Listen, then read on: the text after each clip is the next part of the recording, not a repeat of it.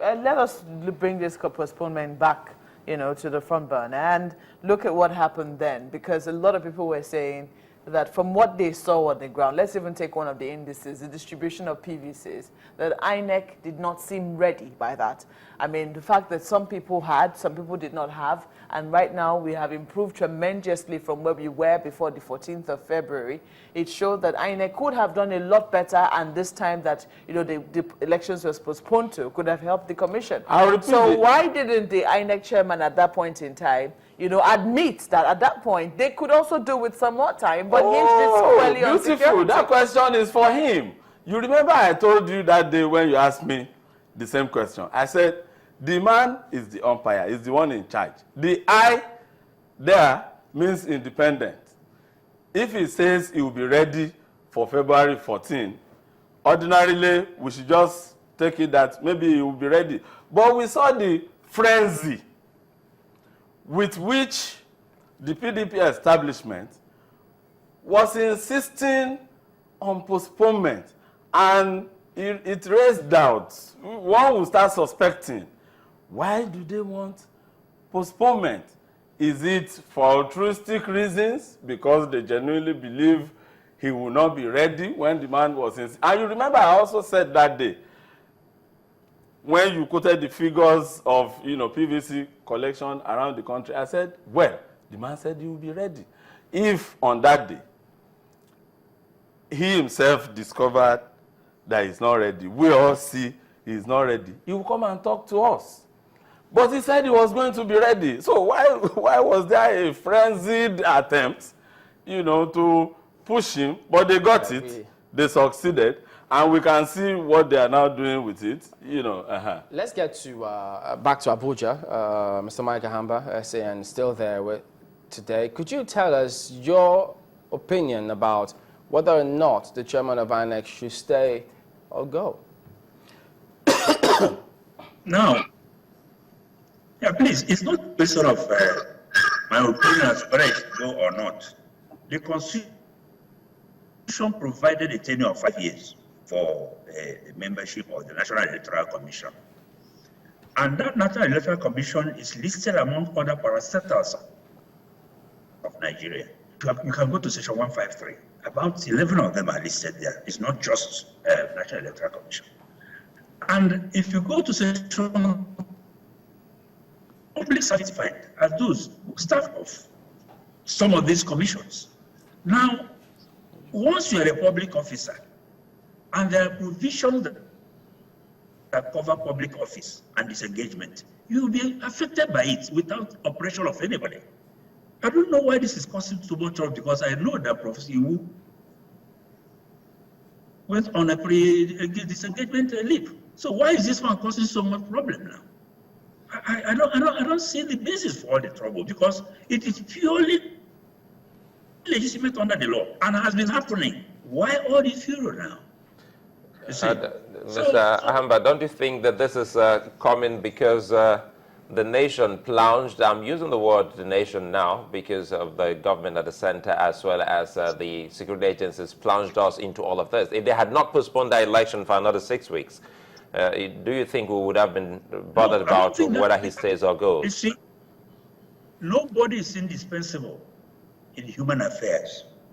And the chairman is not the only member of the commission. If there is need for him to go, having expired his tenure, somebody there will stand in, even an acting position, and carry out the election. It's the same program.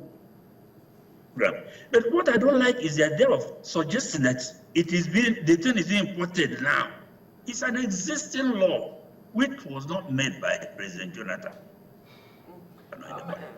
And remember, this is independent National Electoral Commission. We don't want the president to interfere in matters concerning the independent National Electoral Commission.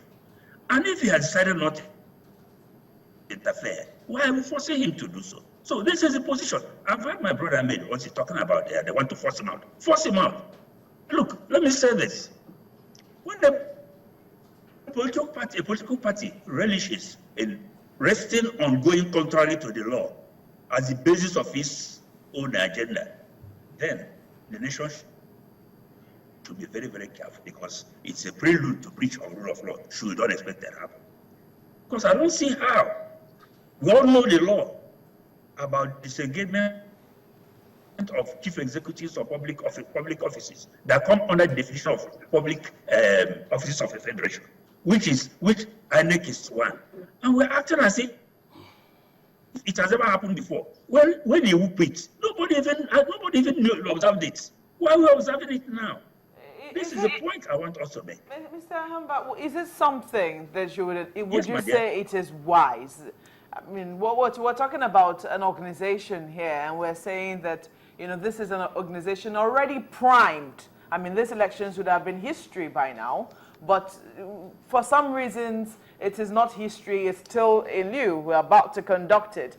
The organization is already primed with this man at the head, at the helm of affairs. Will we then say it is wise for us to now say, because this is the law, you know, the law must be followed in this particular instance, if indeed that is what the law says? Yes. Now, I want to be advised under what circumstances we should be operating against the law. Is it proper?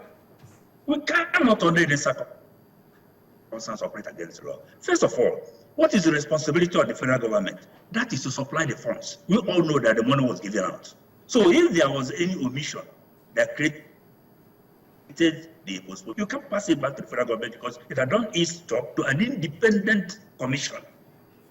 So if they did not import things they should import, if they did not print things they should print, if they did not train personnel they should train, it's their responsibility. And in fact, in some other countries, it can lead to resignation, voluntary resignation of the chief executive. This is the truth. Consequently, let us not overheat this point because it is the law. And we always say, follow the rule of law. We cannot avoid the rule of law when it is convenient to us and insist on it when it is convenient to us. Rule of law should be for all times and all seasons. We plug into it. It shouldn't plug into us. This is the position. Somebody has to tell me that this is not legal. If it is legal, well, what can one do about it? What can my camera do about it? So this is the position. All right, let me get Dr. Ahmed's response. To suggest that it is that's the position of the law. This is the way I want to put it. You remember the last time we were here, we talked about they claiming, Mr. Fanikayode in particular, their spokesperson, claiming that Professor Jega had some meetings in Dubai with top APC leaders. Since then, we have not heard anything about that gist again. They have not mentioned the person. They have not produced a tape. The law allows them to do so. So when they start saying something like that, it tells you that for some reason, they do not want Jega again, and they have to say something. Yeah, but he says that this has happened before, that the chairman of the commission... It is the same thing that I'm saying. You see, there are particular situations that will make your response to certain issues to be different from the examples, you know, he is citing. These issues were not there at that time. This time around now, they are moving trucks with soldiers. Excuse me. Issues? There are a lot of issues now. No, we're talking about the circumstances now are different from that in 2011 or 2010 when Professor Iwu had to leave. Is the law different? I'm not talking about law. Does the law say? No, does the law say that the man must proceed on terminal leave? But you just heard him say that it happened before. No. It is an option. It does not. But if you consider the circumstances, if you let me finish, what I mean by a lot of things are now happening that will make their steps to be suspicious. They are moving trucks back and forth in front of Asiwaju's house. Is Asiwaju a clearing and forwarding agent? Because if he was a clearing and forwarding agent, you would say maybe he has contraband in his house. And even if you suspect contraband in his house, it is custom officers you will send there. Okay, what I think... But you see, a lot of things are coming up. So when they now suddenly, they have been pressing Professor Jega before. I have a feeling they took him to be their own. most likely they have seen that he has decided or he intends to be independent. Mark my word. I'm not saying he has decided to be independent. I don't know. I've never had a meeting with him. But I have a feeling that they have seen that he has decided to be truly, truly independent.